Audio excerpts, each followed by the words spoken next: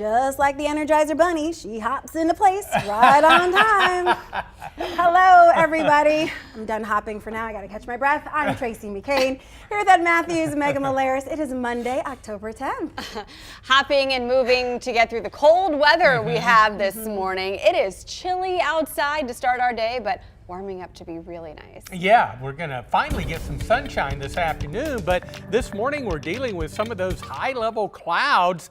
You can see as we take a live look over High Point, these are not the type of clouds that would produce any rain, but obviously they're blocking out the sunshine. Now the trend will be for these to gradually slide into eastern North Carolina as we go through the day. I'm calling it increasing sunshine for the Piedmont today, and I think overall it's going to be a great afternoon for the Piedmont and certainly a lot brighter than what we're seeing this morning. Chilly start, many areas dipping into the 40s this morning. PTI holding on the 50.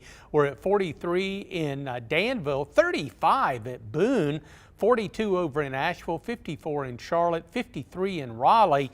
Temperature at 60 degrees along the beautiful Carolina coast at Wilmington, and we're at 66 degrees in Myrtle Beach. Overall, high pressure continues to slowly build over the eastern United States. We're just dealing with these pesky clouds. By midday, these will be on the back edge of these, I think, as they slide into eastern North Carolina. That'll give us more afternoon sunshine. The high moves to the Tidewater area of Virginia by tomorrow, and I think tonight it'll be clear, chilly, lower 40s, but we're going to see plenty of sunshine coming up on Tuesday, driving temperatures to near 70 and maybe some low 70s coming our way by Wednesday. Today, 67 though, as we see increasing sunshine, mostly sunny around 70 tomorrow. Low 70s with clouds building on Wednesday afternoon. We'll bring in some rain showers Wednesday night and for the first half of the day on Thursday. That's when a cold front will move through the area. Couldn't even rule out maybe a rumble of thunder Thursday morning.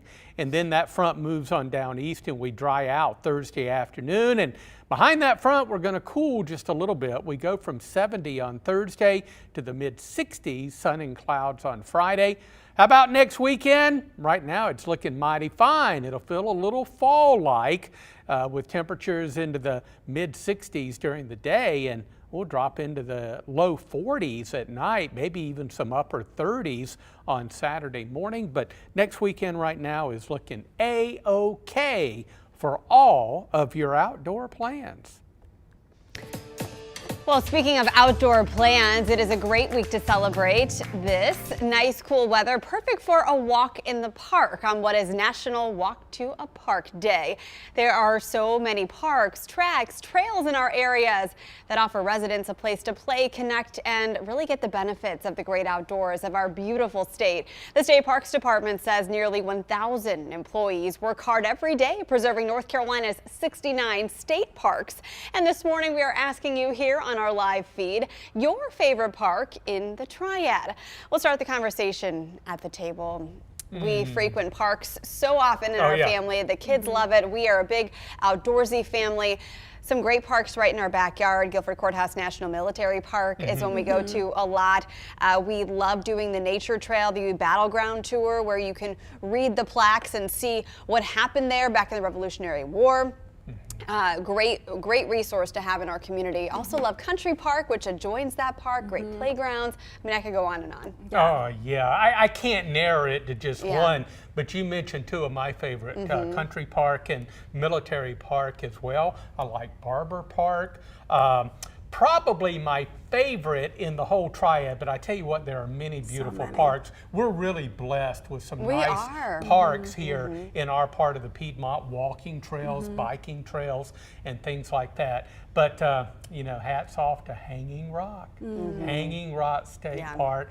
Yeah, after that big hike up to the top, get a workout. I sat on that rock and relax and look over the landscape. Can you take a ride up to the top? Wouldn't it be nice? You can? Yeah, no. Only to a certain not point. That I'm aware of. You can drive to the base of like. I feel like I've driven to a point. To the parking lot. Point, and then it's like the 2-mile hike up to the big rock and then back down. Right. Yeah. So I've been to the base. Yeah.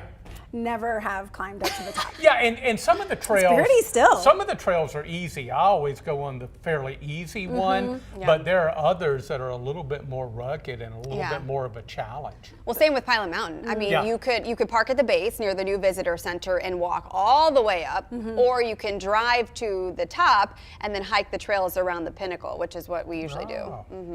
Yeah, so I like more base level parks, you know. I also like Megan love, you know, parks that have history tied to them. You know, Greensboro's very rich in that. But also, if you go to Kernersville, the Triad Military Park is just fascinating.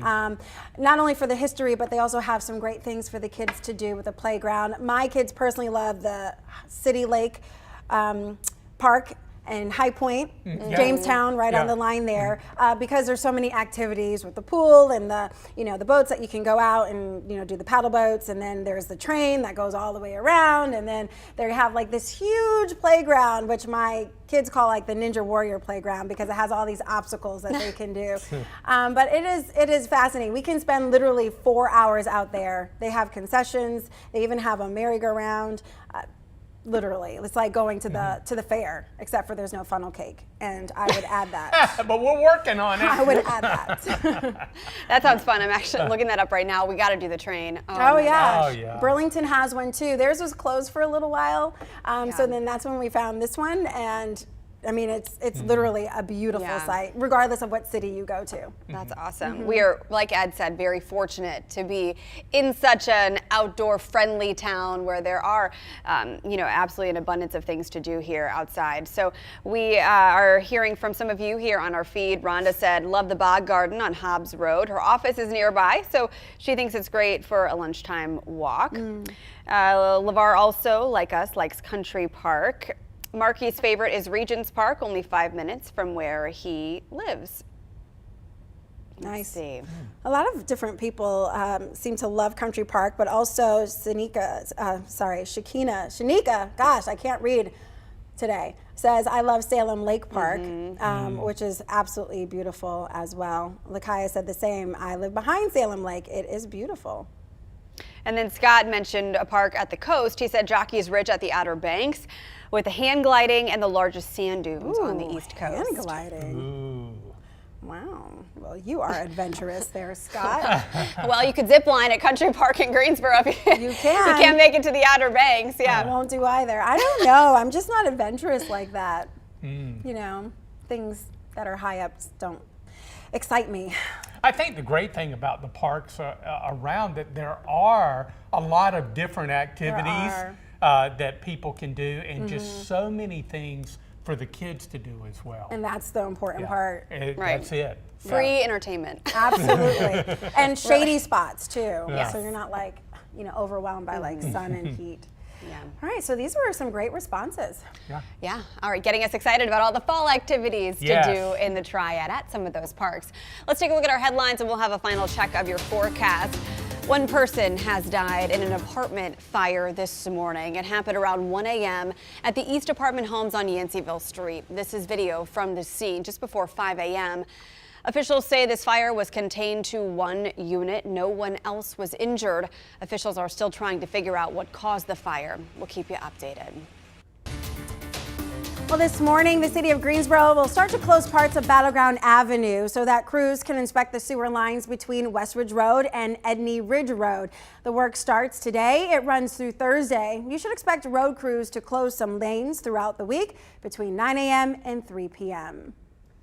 We're keeping another eye on another surge in gas prices across the Triad. Last week, most prices were between $3.10 and $3.25. Now the AAA forecast shows a big increase in Guilford County. The average price per gallon, $3.49. Well, nearly 2 weeks after Hurricane Ian made landfall in Florida, people there continue to deal with flooding, high water, and the enormous task of cleaning up. Across the state, there are more than 25,000 people who don't have power. People who live and work in Fort Myers Beach were cleared to return home over the weekend. Ian killed more than 100 people, and officials say the number of deaths could increase as they search through the debris. Traffic data shows deadly wrecks are on the rise in Greensboro, and now a city organization is vying for a grant to help study the reason why and how to prevent these wrecks from happening. ICN's McMiller has more on what the city's doing. Where there are too many incidents where Greensboro police have to call people and tell them their loved one has died in a crash that could have been prevented. According to the city's transportation engineer, 2021 was a hard year in terms of fatal crashes. 50 people died from traffic incidents. And this is concerning because there were fewer people on the road because of the pandemic, but we're seeing more deaths on the roadways. When the city started Vision Zero in 2017, a program aimed to reduce traffic fatalities, there were 42 deaths. So far this year, we have seen 28 traffic fatalities. When we compare the Greensboro MPO to some of the other larger MPOs like Charlotte, Durham, we actually were exceeding it per capita. So our per capita crash rate was actually higher than some of the larger other MPOs in the state of North Carolina. The city's Metropolitan Planning Organization has applied for the Federal Safe Streets and Roads for All grant. If granted these funds, $5 million will be distributed over the course of 5 years to their Zero Vision program. It will allow the organization to go from education to actually implementing changes in infrastructure that could prevent traffic fatalities. I mean, right now, like we put out speed signs that like show you your speed and they show you when you're exceeding. But one that has been discussed and that's been done in other countries or even here in the U.S. are speed cameras. So that could be something. The city says if any changes are made, it will require public input and city council approval. January is when the city will find out if they were awarded the funds. If they are, they will form an action plan and work on implementation projects. We got some extra clouds this morning. We'll call it increasing sunshine, more in the way of sunshine for the afternoon. Still a bit on the cool side, a little bit below that normal of 72. We'll be up about 67 today, but we get closer to that normal tomorrow with a mostly sunny sky, 70. How about those low 70s coming our way on Wednesday? Clouds will build Wednesday afternoon. A cold front approaches. That'll bring some rain showers for Wednesday night, maybe even a rumble of thunder through early on Thursday, and then that front will move on down east and the rain will move out probably midday, early afternoon on Thursday. Our last 70-degree day, at least for a few days, will be on Thursday. Behind the front, the cooler, drier air, we're looking at generally mid-60s for Friday and the weekend, and by Saturday and Sunday morning, dropping down to around the 40-degree mark. But that weekend is looking high and dry and very fall-like for the Piedmont. So start making plans early. So interesting how the stretch of, weather has been kind of like, Yeah. but Yeah. now it's starting to ease out a little bit. Just we have to get used to those cold mornings. Yeah, just a big difference between the morning and the afternoon. Yeah. In some cases, a 25 to 30 degree temperature wild. difference from the chilly morning and the milder afternoon. Pretty amazing. So wild. Yeah, I feel like my hands are so full every day when I walk back in from work because I have like the 3 sweaters and the jacket, none of which I need when I walk out of work. Right. At 1 o'clock. And because it's just such a difference. And not to mention the temperatures in here are so much different than the temperatures outside. We're at least, I'm going to say 10 degrees cooler. Yeah. At least. Could be more because I'm freezing right now. All right. Thanks so much for joining us on After GMS. Clearly we went off track. But we do that sometimes. Exactly. All right. We'll see you back on air at 9 o'clock for the Good Morning Show at 9. Take care, everybody.